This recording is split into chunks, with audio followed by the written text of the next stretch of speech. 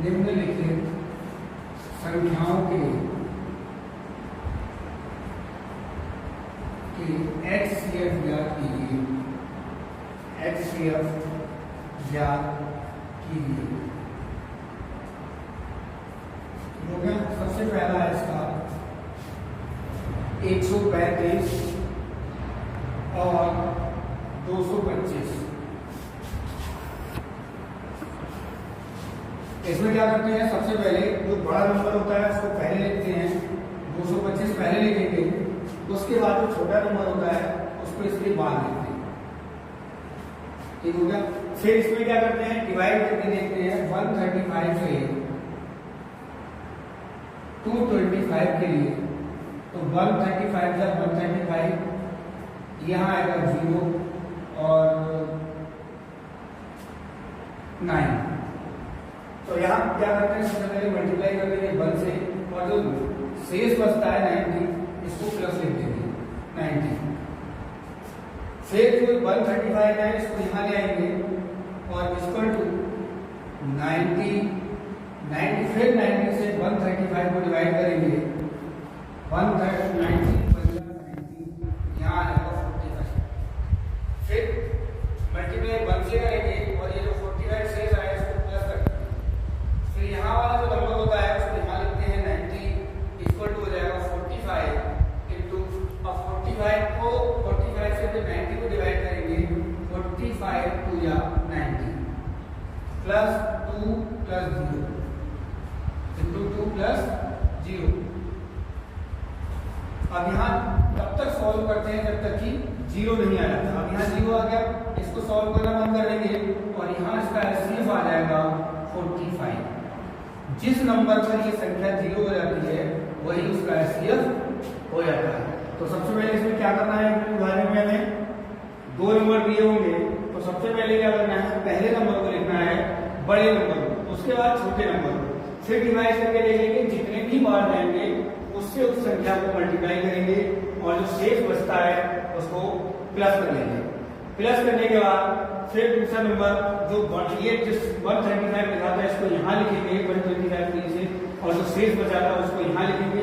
फिर उससे मल्टीप्लाई करके देखते हैं जितने भी बार जाएंगे उसको मल्टीप्लाई करेंगे और जो शेष बचेगा उसको प्लस कर देते हैं।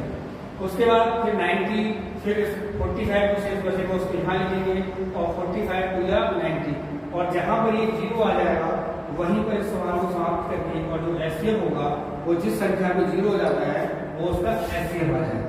तो इस संख्या का HCF कितना हो जाएगा 45।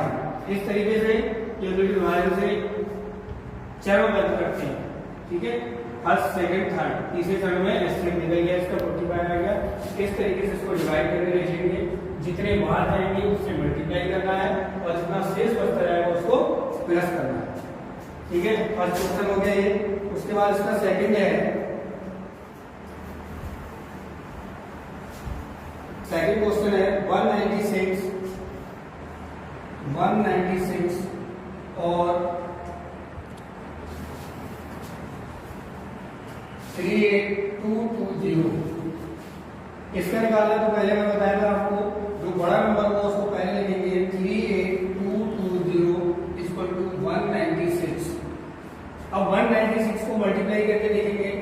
ठीक है, ये 195 आ जाएगा और प्लस का 0, एक नंबर पे 0 आ गया, तो यहाँ HCF आ जाएगा इसका HCF बराबर 196। हो गया। ऐसे ही इसका थर्ड क्वेश्चन है, थर्ड क्वेश्चन है 867 और 255। इसको सॉल्व करने के लिए वही करेंगे जैसे मैंने बताया था आपको।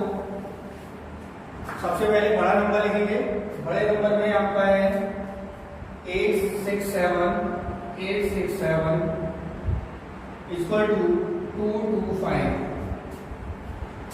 इसमें क्या करेंगे, 867 को 225 से मल्टीप्लाई डिवाइड करेंगे, तो 3 5 जा 15 का 5 कैरी 1, 3 टू या 6 और 1 7 और 3 टू या 6, इसको माइनस कर देंगे 2 9 और 192। ये 255 है, सॉरी 255 है, इसको मल्टीप्लाई करेंगे 3 5 से 15 का 5 कैरी 1, 3 5 से 15 का 16 का 6 कैरी 1, 3 या 6 1 7। अब यहाँ माइनस करेंगे 2 आ जाएगा 0 1, तो इसमें क्या करेंगे, कितने बार कितना आ गया 3 और जो शेष कितना बचेगा 1 0 2। अब क्या करते हैं 2 to 5 को यहाँ लिख देंगे और बराबर लिखेंगे 1 0 2 मल्टीप्लाई बाई 2 और प्लस का कितना आ जाएगा, प्लस का आ जाएगा 51। अब 102 को यहाँ लिखेंगे इक्वल टू 51 2 प्लस 0, 51 के लिए कितना होता है 102 होता है। तो इसके बाद इसमें यहाँ 0 आ गया, तो यहाँ लिखेंगे 8 6 7 और 2 2 5 का HCF बराबर हो जाएगा 51। इस तरीके से क्वेश्चन को सॉल्व कर लेंगे। ये फर्स्ट क्वेश्चन था इनमें से, तो मैंने आपको बताया था यूपी विभाजन से निम्नलिखित संख्याओं के HCF ज्ञात करना। तो इसमें क्या करना है, सबसे पहले जो सबसे बड़ा नंबर होता है उसको सबसे पहले लिखते हैं और जो छोटा नंबर होता है उसको उसके बराबर लिखते हैं, फिर इसको मल्टीप्लाई करके देखते हैं, जितने बार जाएंगे उसको मल्टीप्लाई करेंगे और जो शेष बचता है उसको लिख देते हैं। और इसको तब तक सॉल्व करना है जब तक कि 0 ना आ जाए, और जब 0 आ जाता है उसके बाद हम उसको जो जिस संख्या पर ये 0 हो जाता है वो उस संख्या का HCF हो जाता है उन संख्याओं का। ठीक है, इस तरीके से सवालों को निकालेंगे। इसके बाद क्वेश्चन नंबर 2 आता है,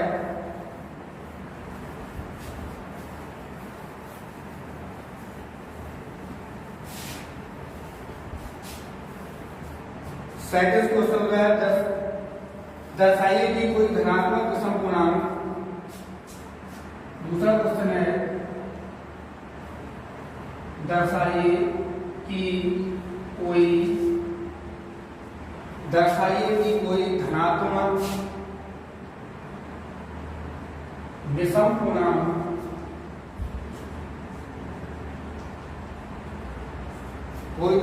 विषम पूर्णांक 6q + 1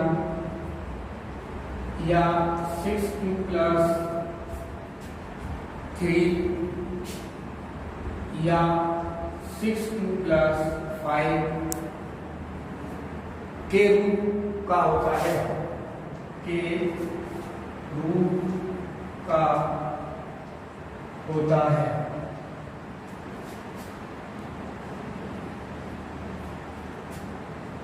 जहां q कोई पूर्णांक है, जहां q कोई पूर्णांक है। ये क्वेश्चन था, तो इसे सॉल्व करेंगे। तो माना a एक धनात्मक पूर्णांक है, मान लीजिए माना a एक धनात्मक पूर्णांक है, एक धनात्मक पूर्णांक हो जाएगा। उसके बाद जो 0 less than r and less than 5 और 6, तो यहाँ r इक्वल टू लिख लेंगे 0 1 2 3 4 5, क्योंकि r ये 6 से कम है तो 5 तक लिखेंगे डेश। अब समीकरण होती है b2 + r, b2 + r। इस इक्वेशन में इसका मान रख देंगे और b = यहाँ और b = 6, तो ये हो जाएगा 6q + 0। सबसे पहले 0 रखेंगे, उसके बाद इसमें 1 रखेंगे, तो ये हो जाएगा 6q + 1, ऐसे 6q + 2, 6q + 3 और 6q + 4 और 6q + 5। 5 तक लिखेंगे। उसके बाद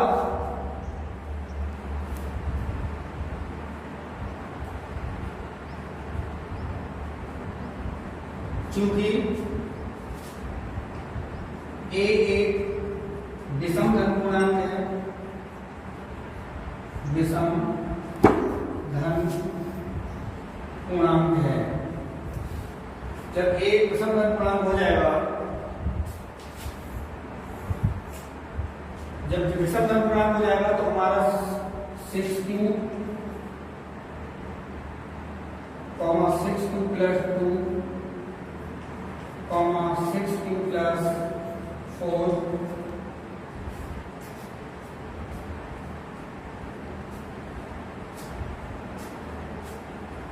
6q प्लस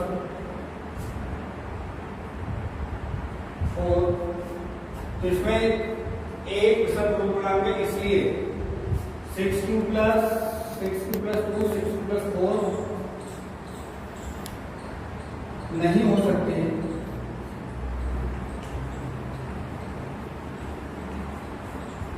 क्योंकि यह समधन पूर्णांक है।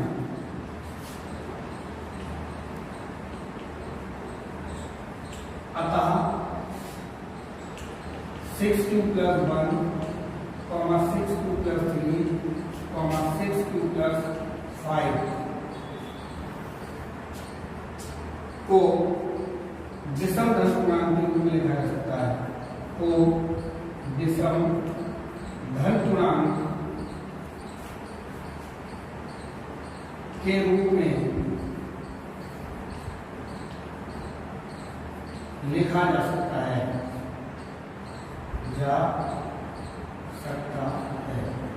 ठीक है। तो इसमें एक बात दर्शाइए कि कोई धनात्मक विषम पूर्णांक 6q plus 1, 6q plus 3, 6q plus 5 के रूप का होता है, जहां q कोई पूर्णांक है। तो इसमें क्या करेंगे, माना एक धनात्मक पूर्णांक है, तो जो जीरो की वैल्यू है वो r और मतलब जो क्योंकि b की वैल्यू है वो 6 से कम है, तो r इक्वल टू ले लेंगे 0, 1, 2, 3, 4, 5, क्योंकि यहाँ इसकी वैल्यू है 6 से कम है, तो यहाँ 5 तक लेंगे। और इक्वेशन हमारी है b³ प्लस r, तो इसमें क्या करेंगे, जो r की वैल्यू है वो रखते जाएंगे, तो 6q प्लस 0, 1, 2, 3, 4, 5 तक। अब चूंकि एक विषम पूर्णांक है, इसलिए 6q प्लस 2, 6q प्लस 4 नहीं हो सकते, क्योंकि ये समधन पूर्णांक है। अतः 6q प्लस 1, 6q प्लस 3 और 6q प्लस 5 को विषम धन पूर्णांक के रूप में लिखा जा सकता है। धन्यवाद। बाकी आगे क्वेश्चन जो है वो अभी नेक्स्ट